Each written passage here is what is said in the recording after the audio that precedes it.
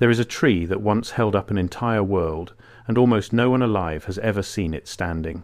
If you had walked the Southern Appalachians before the turn of the last century, 1 in every 4 trees around you would have been the American chestnut. Not scattered, not rare, 1 in 4. From Maine down the spine of the mountains into Georgia and Alabama, it was the tree that everything else leaned on. Some of them stood 100 feet tall, with trunks so wide 2 men could not link hands around them. People called it the redwood of the East, and the families who lived beneath it did not think of it as a tree so much as a provider, a bank, a roof, and a larder all at once. And then, in the space of about 40 years, nearly 4 billion of them died. That is not a number anyone rounds up for effect. 4 billion trees, the dominant living thing across an entire mountain range, gone almost inside a single human lifetime.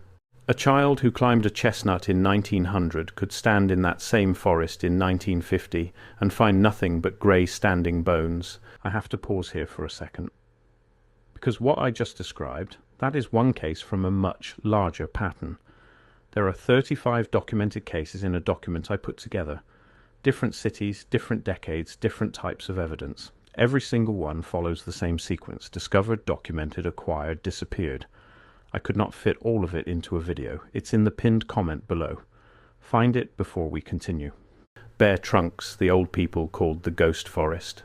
The official account of how that happened is clean and simple, and it fits on a single page. We will get to that page. But before we do, there is something else worth setting down, because it was set down long before the dying began. In 1884, in the Cherokee country of the Southern Mountains, a warning was recorded. The words that came down described the ones who would cut the chestnuts first, and what would follow after them. At the time it would have read like the sorrow of an old man watching a familiar world change shape. Read it now, knowing what came after, and it reads like something else entirely.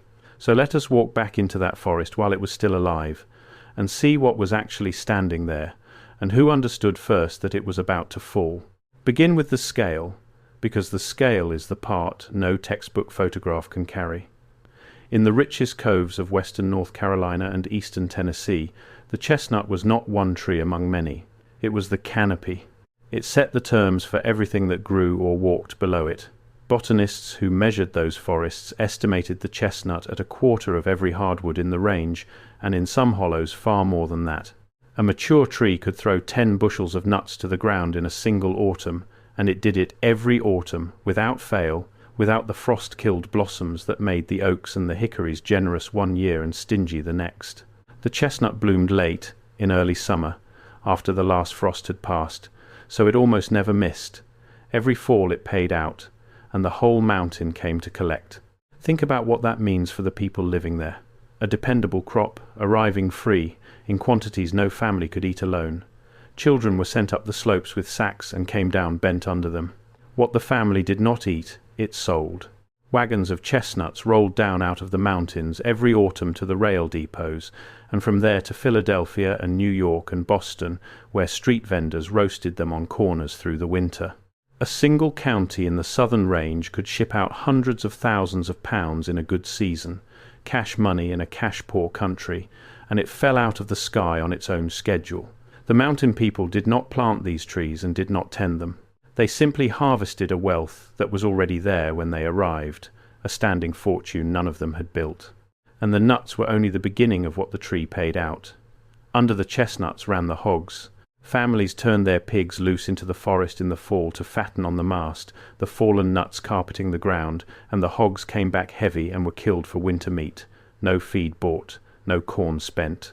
The tree fed the family directly through the nut and indirectly through the animal, and it did both at no cost to anyone. An entire protein economy, running on windfall, requiring nothing but the willingness to send a boy up the hill. Cattle grazed the mast too, and the wild things fed on it as heavily as the tame ones, the deer and the turkey and the bear and the passenger pigeon in its uncountable millions, so that the whole living weight of the mountain, wild and domestic and human, rested on the same autumn crop. There was a season for it, and everyone knew when it came. Chestnut time arrived in the cool weeks of October, and the whole rhythm of mountain life bent around it. School let out, or emptied out so children could gather. Whole families went up the ridges together and camped for the picking. Buyers came out from the towns and set up at the crossroads to weigh and pay on the spot, and for a few weeks a cash-poor country was suddenly, briefly, flush. It was harvest and holiday and market all at once, an annual reminder that the mountain would provide if you climbed up to meet it. And none of it cost a seed or a plough or a day of planting, because the crop had planted itself long before anyone came, and asked for nothing but the gathering. Then there was the wood itself, and here the chestnut did something almost no other tree could. It grew fast and straight, and its timber was shot through with tannin, which meant it resisted rot in a way that made it nearly immortal in the ground. A chestnut fence rail could stand in wet mountain soil for generations and not soften. So the cabins were chestnut. The barns were chestnut.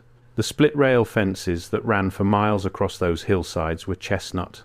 The shingles, the furniture, the cradles, and at the end of a life the coffin, all of it chestnut. They had a saying for it in the mountains. The chestnut carried you from the cradle to the grave. One tree, and it built the house you were born in, and the box you were buried in, and the fence that kept your animals fed in between. And even that was not the end of the ledger. When the railroads came, the mountains needed poles for the telegraph, and then the telephone lines, and ties to lay the track on, and props to hold up the coal and mineral mines, and the rot-proof chestnut supplied all of it. Underneath the whole thing sat one more layer, the one that would matter most to the outsiders, and that was the bark. Chestnut wood and chestnut bark are loaded with tannic acid, the compound that turns raw animal hide into leather. Before synthetic tanning agents existed, the American leather industry ran on tannin pulled from tree bark, and the southern chestnut was one of the richest and most convenient sources on the continent. That single fact is what turned a mountain tree into an industrial target. As long as the chestnut was only feeding families and fattening hogs and holding up fences, it was the mountain people's tree, and its wealth stayed in the coves. But tannin was different. Tannin could be shipped. Tannin could be sold to men who had never set foot in the mountains, and it could make them rich. Hold on to that, because it is the hinge the whole story turns on. Now go back further, before the wagons and the rail depots, to the people who knew this tree longest. Long before it was measured by botanists or coveted by tanneries, the chestnut belonged to the Cherokee, and it belonged to them in a way the incomers never quite understood. The Southern Appalachian chestnut forest was Cherokee homeland, the mountains of western North Carolina and North Georgia and East Tennessee, and the chestnut sat near the center of how people lived there. The nuts were a staple, not a treat. They were dried and stored against the winter, ground into meal, boiled into a thick bread, cooked into soups and stews, and pounded together with other gathered foods. In a good year, the chestnut harvest was a form of security you could hold in your hands, and the trees were so reliable that a family could count on them the way you count on a season. The tree was food, and it was also medicine. The leaves were gathered and prepared as a remedy for coughs that would not break and for troubles of the heart. It ran through the daily life of the people and through the calendar of the year, and it had done so for longer than anyone living could name, which is why the Cherokee understanding of the tree was not the settlers' understanding. To the mountain family arriving in the 17 and 1800s, the chestnut was a resource, a lucky windfall, a thing you harvested and sold. To the people who had lived among those trees for uncounted generations, the chestnut was closer to a relative than a resource. You did not simply take from it. You stood in a relationship with it, and that relationship carried obligations, and it carried the memory of what happened to people who forgot those obligations. That difference in understanding is the whole reason the 1,884 warning exists at all. You do not warn about cutting down a resource, you warn about breaking a covenant. And by 1884, the covenant was already being broken, out at the edges of the mountains, where the outsiders had begun to come in. Understand what had happened to the Cherokee by then. 50 years earlier, in 1835, a small unauthorized faction had signed away the entire eastern homeland in the Treaty of New Echota, and on the strength of that single contested document, the United States forced the removal that history remembers as the Trail of Tears. Thousands of Cherokee were marched west to Indian Territory, and thousands died on the way, but not all of them went. A remnant held on in the North Carolina mountains, in the rugged country around what became the Qualla boundary, aided by a white trader named William Holland Thomas, who bought land and held it in trust for them when the law would not let them own it themselves. They were still there in 1884, still living in that country among the chestnuts their ancestors had lived among, watching a new kind of arrival come up the valleys. Not soldiers this time, surveyors, timbermen, company agents with contracts in their saddlebags. So when a warning about the chestnuts was set down in the Cherokee country in 1884, it was set down by people who had already watched one world be taken from them, and who could recognize the opening moves of the next taking when they saw them. That is the context the words came out of. Not superstition, experience. These were the same years when outside ethnographers were beginning to arrive in that country to write the old knowledge down before it slipped away, and much of what survives of the traditions of those mountains survives because someone in exactly this window thought to record it. The warning belongs to that moment, the moment when a people who could feel the next dispossession coming were setting down what they knew. The warning, as it came down, is about sequence. It is about the ones who cut the chestnuts first, not the ones who cut trees, because trees had always been cut, for cabins and fences and fire. The ones who cut the chestnuts first, specifically, ahead of everything else, in a hurry, as if the chestnut were the thing they had come for. The elder who spoke it understood something the account books of the timber companies would only prove decades later. If a people let outsiders come in and take the chestnut first, then everything the chestnut held up would come down after it, in order, like a structure losing its central beam. The nut economy, the hog economy, the fence and the cabin and the cash wagon, and finally the independence of the mountains themselves. Take the tree that pays for everything, and you have taken everything, even the parts you left standing. And then the ones who cut the chestnuts first came, exactly as the warning named them. The industrial logging of the Southern Appalachians hit in the decades on either side of 1,900, and it hit like weather. The railroads that had crept toward the mountains now drove straight into them, spur lines climbing into coves that had never heard an engine, and behind the rails came the timber companies and something new, the tannin extract industry. These were not sawmills, cutting a few logs for a farmer. These were industrial plants, acid factories built at the foot of the mountains, in towns that grew up around them almost overnight, and they were hungry for exactly one thing: bark. Chestnut and chestnut oak bark, and whole chestnut logs, chipped and stripped and cooked down in great vats into a dark tanning liquor that was shipped north by the tank car to the leather mills of Pennsylvania and New England. The extract operation had a particular cruelty built into it. To get the tannin, you did not need the tree to stay alive, and in the earliest and hungriest years you did not even need to save most of the wood. The trees were felled by the hillside, the useful portion taken for the vats, and the industry consumed chestnut faster than any forest could replace it. So the outsiders came into the chestnut forests, and they cut the chestnuts first, ahead of the oaks, ahead of the pines, in a hurry, as if the chestnut were the thing they had come for, which it was. The warning had described the operation half a century before the operation arrived.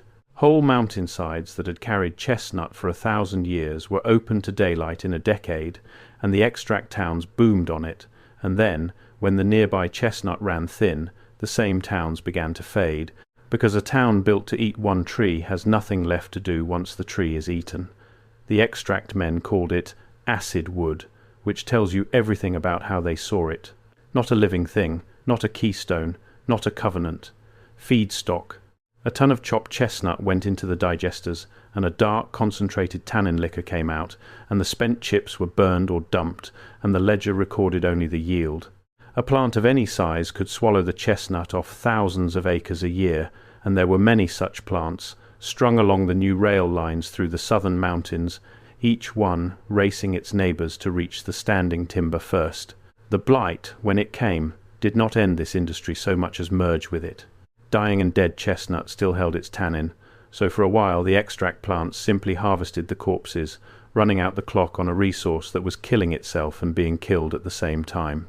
For a while the mountain families were told this was progress. Wages appeared where there had been no wages. Company towns rose in the valleys, with company houses and company stores and company scrip that spent nowhere else. A man who had lived on windfall nuts and free-range hogs could now draw a paycheck stripping the very trees that windfall came from, and that is the quiet trap inside the whole arrangement. The independence the chestnut had given, the ability to feed yourself off a wealth you did not have to buy, was being traded away for a wage that could be cut, a store that set its own prices. Before I go further, that document in the pinned comment. If you have not found it yet, go there now, because everything I cover in these videos is one piece of a pattern that only becomes visible when you see all 35 cases together. The document shows you the full pattern. What I can show you here is the surface. What is down there is everything underneath it. Pinned comment, now, then come back. And a job that ended the day the last tree came down. The standing fortune that had belonged to everyone was being converted into cash that belonged to a few, and the people doing the cutting were the same people it was being taken from. But even the tannin men, cutting as fast as they could, were not fast enough to explain what happened next, because on top of the axes, something else arrived. And this is the single page, the clean and simple official account that we set aside at the beginning. The story goes like this. In 1904, the chief forester at the New York Zoological Park, the place we now call the Bronx Zoo, noticed that the beautiful chestnut trees on the grounds were dying. Cankers, sunken dead patches, were girdling the branches and choking off the flow of life above them. The culprit was a fungus, later named Cryphonectria parasitica, and it had almost certainly come into the country on ornamental Asian chestnut nursery stock. The Asian trees had lived with the fungus for so long that they had learned to tolerate it. The American chestnut had never met it and had no defense at all. A spore landing in a crack in the bark could kill a full-grown tree from the top down, and the spores travelled on wind, on birds, on insects, on the boots of the men walking through the woods. From that one park in 1904, the blight moved outward at something like 50 miles a year, an unstoppable ring spreading across the whole range of the tree. Nothing stopped it. Quarantines failed. A desperate proposal to cut a wide firebreak clear across the state of Pennsylvania, to fell every chestnut in a broad band and starve the fungus of hosts, was studied and abandoned as hopeless. By the 1920s, the blight was deep in the southern mountains, and by around 1940 the work was essentially done. 3 to 4 billion trees dead. The greatest single loss of a dominant species the continent had ever recorded, reduced to a plant pathology footnote and a date, 1904. A fungus on imported nursery stock, nobody's fault. A tragic accident of global trade. That is the official page, and the mainstream science on it is real. The fungus is real. The Asian origin is real. The mechanism is understood down to the genetics.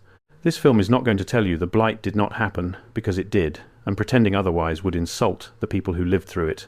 But there is a question the official page does not like to sit with, and the 1884 warning is what forces it up.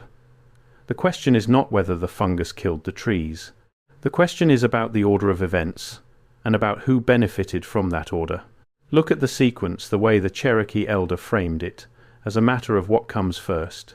First came the ones who cut the chestnuts, the tannin industry and the loggers, driving into the coves and felling the chestnut ahead of everything else, wounding the forest, opening it up, moving cut and living wood alike along the new rail lines that ran from the industrial north straight into the heart of the range. Then, moving along those same corridors of disturbed and opened and freshly cut forest, came the blight, spreading fastest exactly where the cutting had already broken the canopy.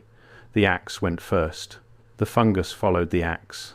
And the men who had come to convert the mountain's free wealth into shippable cash were handed, by the timing of it, the perfect explanation for why that wealth would never come back and never belong to the mountains again. Not our doing, a fungus, from overseas. Nobody's fault. Now be careful here, because this is where the honest version of the story matters more than the dramatic one. There is no evidence that anyone released the blight on purpose. The revisionist temptation is to draw a straight line from the tannin barons to the fungus and call it a plot, and the record does not support that line. The blight was an accident of trade, but the accident fell onto a forest that was already being taken apart on schedule, and it fell in a way that completed the taking. And the people who profited from the taking were not harmed by the accident. They had already gotten what they came for. The bark was already on the trains, and when the dead trees still standing turned out to be rot-resistant even in death, those ghost trunks were themselves logged for years afterward as wormy chestnut, the grey standing dead cut down and milled into panelling and furniture that people would later pay a premium for, precisely because no living tree could ever supply it again. The tree paid out even while dying. Someone was there to collect that too. So what the 1,884 warning got right was not the fungus. No one could have named a fungus that had not yet crossed the ocean. What the warning got right was the structure. It understood that a self-sufficient people are only self-sufficient as long as they hold the thing their sufficiency rests on, and that the surest way to end a people's independence is not to attack the people but to take the tree. Cut the chestnut first, and whatever kills the rest of the forest afterward, accident or blight or fire, you have already won, because the mountain can no longer feed itself and must now buy what it once gathered for free. And that is exactly what happened. When the chestnut died, the bottom fell out of the mountain economy in a way that no wage could patch. The free nuts were gone, so the winter larder had to be bought. The free mast was gone, so the hogs had to be fed on purchased corn or given up. The rot-proof fence wood was gone, so fencing became a cost. The reliable autumn cash was gone. Families that had stood outside the money economy for generations, feeding and housing themselves off a standing wealth, were pushed into it all at once, and pushed in poor. The great outmigration from Appalachia, the hollowing of the mountains, the deepening poverty that the rest of the country would later shake its head at and make into a stereotype, all of it sits downstream of the year the tree that paid for everything stopped paying. Dependence did not sneak up on the mountains. It arrived the season the chestnuts fell silent. This is the pattern the revisionist reading asks you to notice, and you can decide for yourself whether it is a pattern or a coincidence. Again and again, in the record of how self-sufficient places lost their self-sufficiency, the same shape appears. First the free and abundant thing, the wealth nobody had to buy, then the outsiders who convert that free wealth into a shippable commodity and haul it away for cash. Then some event, often genuinely accidental, that finishes off the free source for good and gets written into history as bad luck. And at the end of it, a place that used to feed itself now buys its food, a place that used to owe nothing now owes everything, and a ledger somewhere that balances beautifully. The chestnut is the clearest case of it we have, because the tree was so central, and the collapse was so total, and the timing was so exact. The same mountains would watch it happen a second time with the coal beneath them, the free wealth of the ground converted to shippable cash by outside companies through broad-form deeds signed for a few dollars an acre, the profit riding out on the rails and the poverty staying behind. Different commodity, same shape. The chestnut was simply the first lesson, and the one the elder had already seen coming. The Cherokee elder in 1884 did not have the word for fungus, and did not need it. What that elder had was the older knowledge, the memory of a people who had already watched one taking and could read the opening of another. The warning was not about a disease. It was about a method. Take the chestnut first, in a hurry, ahead of everything, and no matter what comes after, the thing that held the world up will be gone, and the world will come down after it, and the ones who took it will be somewhere else by then. Counting, walk into those forests today, and the chestnut is still there, in a way that is almost harder to look at than if it were simply gone. The root systems never fully died.